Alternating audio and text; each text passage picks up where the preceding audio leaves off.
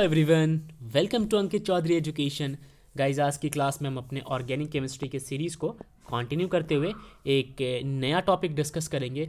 और आज जो मैं आपको पढ़ाने वाला हूँ वो एनसीईआरटी टेक्स्ट बुक के अकॉर्डिंग कुछ कंसेप्ट्स होंगे। राइट, हमने अपने ऑर्गेनिक केमिस्ट्री के अंदर आइसोमर्स, इवन क्लेवेज भी डिस्कस कर लिया है और बेसिक्स तो हमने काफ़ी कुछ पढ़ लिया था। बट एनसीईआरटी के टेक्स्ट बुक में कुछ पार्ट अभी भी इम्पॉर्टेंट है जिसको हमने वहाँ पे डिस्कस नहीं किया, उसी को आज डिस्कस करेंगे। जिसमें से सबसे पहला आएगा कि कैरेक्टरिस्टिक्स हमें डिस्कस करना है और पाई बॉन्ड के कैरेक्टरिस्टिक्स फीचर जो होते हैं पाई बॉन्ड के वो हम डिस्कस करेंगे। तो उसके लिए गाइज आप एक चीज़ ध्यान रखिए कि सबसे पहले आपको समझना पड़ेगा बॉन्ड्स के बारे में। देखिए, बॉन्ड्स हमारे पास 3 प्रकार के होते हैं मेनली। अगर मैं डिस्कस करूँ यहाँ पे बॉन्ड को, तो जो बॉन्ड होता है, टाइप्स ऑफ बॉन्ड की बात की जाए तो यहाँ पे मैं लिख रहा हूँ टाइप्स ऑफ बॉन्ड। पहला होता है सिंगल बॉन्ड, दूसरा होता है डबल बॉन्ड और तीसरा होता है ट्रिपल बॉन्ड। अब ये तो बहुत बेसिक सी बातें हैं। कार्बन की फीचर होती है, वो तीनों प्रकार के बॉन्ड बना सकता है। मगर इम्पॉर्टेंट ये है कि अगर सिंगल बॉन्ड है तो वहाँ पे हाइब्रिडाइजेशन जो होता है वो होता है sp3, डबल है तो वहाँ होता है sp2, और अगर ट्रिपल है तो केवल sp होगा। इसका मतलब ये है कि वहाँ पे 3 p के ऑर्बिटल्स ओवरलैप कर रहे हैं और एक s का ऑर्बिटल ओवरलैप कर रहा है, यानी कि s का कंट्रीब्यूशन कम है। अब इतना आपको मालूम है कि s जो होता है वो न्यूक्लियस के बहुत करीब होता है। अब अगर वो न्यूक्लियस के बहुत ज़्यादा करीब है तो बॉन्ड बहुत मजबूत होगा। मुझे बताइए, इन तीनों में से कौन सा बॉन्ड ऐसा है जो s को ज़्यादा बार रिप्रेजेंटेशन दे रहा है? मेरे कहने का मतलब ये है कि यहाँ पे ध्यान से देखें तो P लगभग 75% कॉन्ट्रीब्यूशन दे रहा है और यहाँ पे S जो है बचा हुआ 25% कॉन्ट्रीब्यूशन दे रहा है बॉन्ड में। यहाँ पे P 66% के आसपास कॉन्ट्रीब्यूशन दे रहा है, 66, और यहाँ पे लगभग 33 के आसपास S का कॉन्ट्रीब्यूशन है। मगर इस वाले केस में 50% के आसपास कॉन्ट्रीब्यूशन हो जाता है P का और S का रह जाता है 50%। अगर आप ओवरऑल देखें तो सबसे बढ़िया कंट्रीब्यूशन S का इन तीनों में से among all 3 we will find कि S जो है वो ट्रिपल बॉन्ड के केस में सबसे ज़्यादा कंट्रीब्यूट कर रहा है। तो सबसे स्ट्रॉन्गेस्ट बॉन्ड भी ट्रिपल ही होता है। समझ के? कुछ लोगों को ऐसा लगता है कि यार वहाँ पे 3 ऐसे लकीरें होती है, 3 बॉन्ड होता है।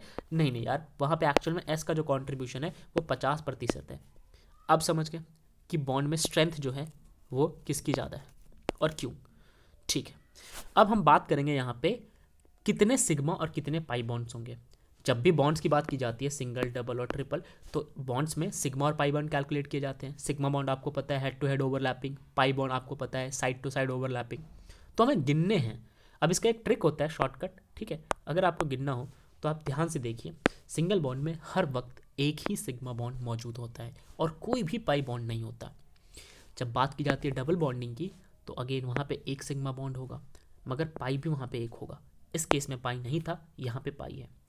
और जब ट्रिपल बॉन्ड की बात की जाती है तो अगेन सिग्मा तो यहाँ भी एक ही है, मगर पाई की संख्या बढ़ गई।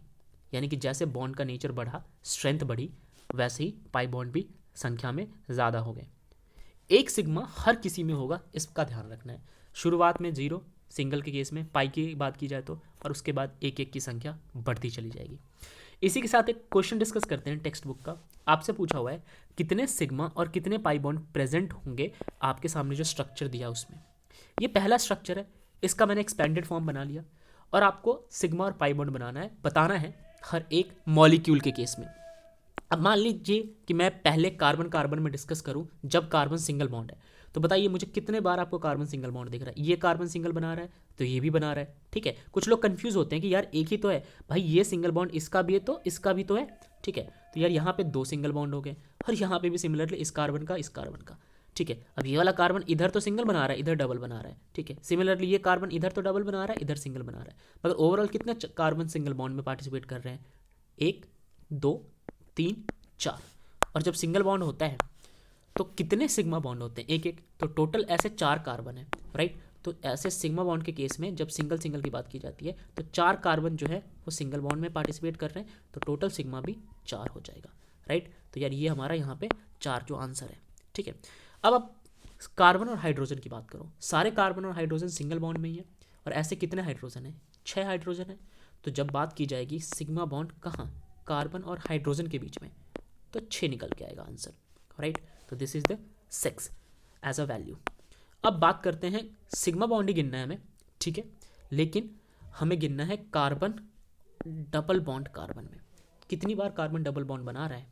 ये 2 कार्बन जो है डबल बॉन्ड बना रहे हैं, ठीक है। जब डबल बॉन्ड की बात की जाती है तो अगेन वहाँ भी एक ही सिग्मा होता है, ऐसे 2 कार्बन है तो यहाँ पे आंसर भी 2 आ जाएगा, ठीक है।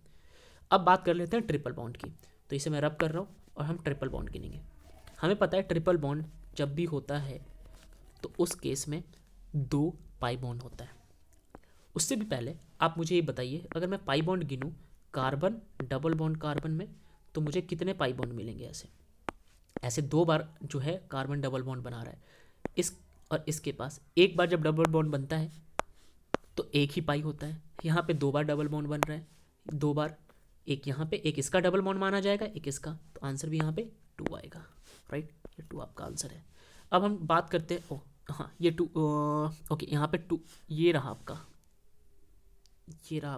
ट्रिपल का आंसर, ठीक है। जब ट्रिपल की बात करते हैं, ये ट्रिपल है, ठीक है, यहाँ पे ट्रिपल बॉन्ड बन रहा है तो इसका आंसर 1 हो गया, ठीक है, क्योंकि ट्रिपल, 2 हो गया, आई एम सो सॉरी, यहाँ पे आंसर हो गया 2, क्योंकि ट्रिपल के केस में 2 आता है, राइट। चलिए, इसके बाद हम नेक्स्ट क्लास में डिस्कस करने वाले हैं जो टॉपिक्स हैं वो ये कि स्ट्रक्चर्स कैसे हम ऑर्गेनिक कंपाउंड्स का बनाएंगे। तब तक के लिए ऑल द बेस्ट।